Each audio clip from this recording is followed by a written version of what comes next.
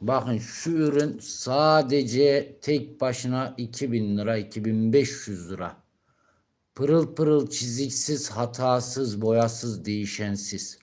Kutulu bir ürün, ağır bir ürün. Bunu, bakın bunu veriyorum. Normalde sadece 2000 lira olan bir ürün. Bunun yanında 7 adet de ürün vereceğim. 7 adet de ürün gelecek. Toplam total kaç para olacak? 700-800 lira istediğim bir ürün.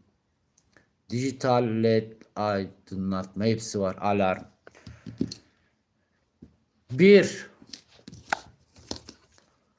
2 Bakın çalışıyor. Aktif çalışıyor. 2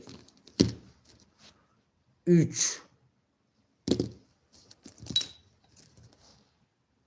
4 çalışıyor. 5